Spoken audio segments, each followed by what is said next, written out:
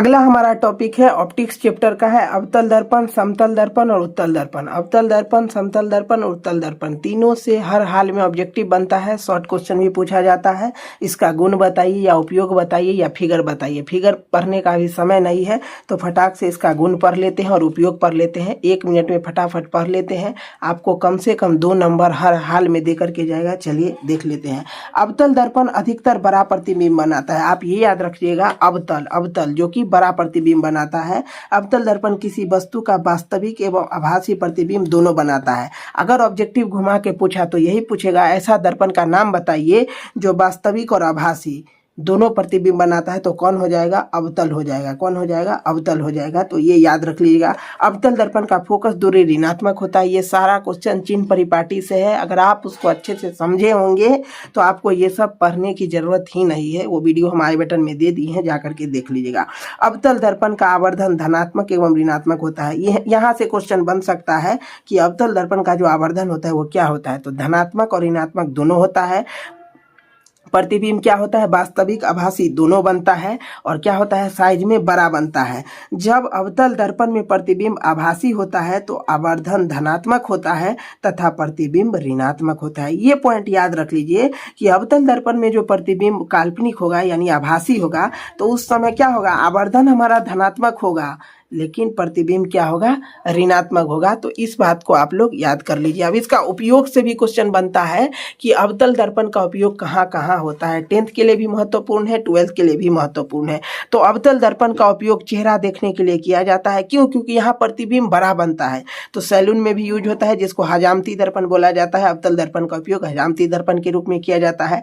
अवतल दर्पण का उपयोग चिकित्सा में भी किया जाता है, यानी डॉक्टरी दर्पण के रूप में, जिससे वो क्या होगा? छोटी छोटी चीजों को भी बड़ा करके देख पाएगा। ये बात आप यहाँ पर नोट कर लीजिए, जो कि हम स्पेशल पॉइंट बनाकर लाए हैं। नई हजामती करते समय कुर्सी को ध्रुव और फोकस के बीच रखता है। नाई मतलब हजामत करते समय कुर्सी को ध्रुव और फोकस के बीच रखता है। ये बात आप नोट कर लीजिए। अब देख लेते हैं उत्तल दर्पण। अभी डिफिनीशन पढ़ने का या फिगर पढ़ने का समय नहीं है, हम सीधा इसका यूज देख लेते हैं, गुण देख लेते हैं, गुण क्या है और यूज क्या है। तो उत्तल दर्पण हमेशा किसी वस्तु का आभासी तथा सीधा प्रतिबिंब बनाता है। जो बात अवतल का होगा उसका उल्टा होगा।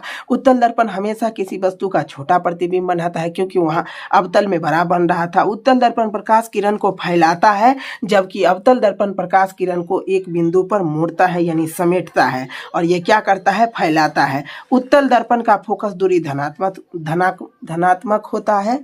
उत्तल दर्पण का फोकस दूरी धनात्मक होता है। ये भी महत्वपूर्ण है। अब जल्दी से इसका उपयोग देख लेते हैं, क्योंकि क्वेश्चन यहीं से बनना है। उत्तल दर्पण का उपयोग वाहन के साइड मिरर के रूप में किया जाता है, जिससे दूर से आ रही गाड़ी भी स्पष्ट दिख जाती है और खतरा हम लोग को टल जाता है। उत्तल दर्पण का उपयोग प्रकाश किरण को अपसारित करने के लिए किया जाता है। ये जो यहाँ पर वर्ड है अपसारित, इसका मतलब ही होता है एक बिंदु से प्रकाश को फैलाना, और अभिसारित का मतलब होता है एक बिंदु पर प्रकाश को मोड़ना है। तो अगर अपसारित उत्तल कर रहा है तो अभिसारी कौन करेगा? अवतल करेगा। उत्तल दर्पण का उपयोग प्रयोगशाला में किया जाता है। ये भी आप लोग याद कर लीजिए, यहाँ से भी क्वेश्चन बन सकता है। अब एगो महत्वपूर्ण टॉपिक है, अब एक और महत्वपूर्ण टॉपिक है आवर्धन क्या होता है। आवर्धन से भी क्वेश्चन बन सकता है।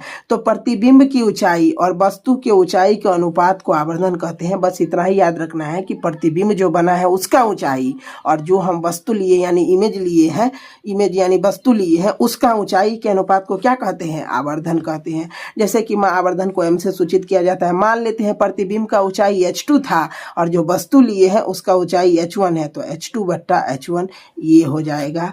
और इसी प्रकार से h2 मतलब बिंब दूरी, इसका डिस्टेंस के फॉर्मेट में ये है कि बिंब दूरी को क्या बोलते हैं? प्रतिबिंब दूरी को बोलते हैं v से और बिंब दूरी को बोलते हैं u से। तो प्रतिबिंब दूरी बट्टा बिंब दूरी के अनुपात को आवर्धन कहते हैं। क्योंकि प्रतिबिंब की ऊंचाई है तो प्रतिबिंब का दूरी होगा, और बिंब की ऊंचाई है तो बिंब का दूरी होगा। तो प्रतिबिंब का ऊंचाई या प्रतिबिंब का दूरी, बिंब की ऊंचाई और बिंब का दूरी के अनुपात को क्या कहते हैं? आवर्धन कहते हैं। ये आप लोग यहाँ से याद रख लीजिएगा। और एक बात, यह एक अदिश राशि है, यहाँ से भी क्वेश्चन बन सकता है। इसका ऐसा ही मात्रक एवं विमीय सूत्र नहीं होता है, क्योंकि यह डायमेंशन लेस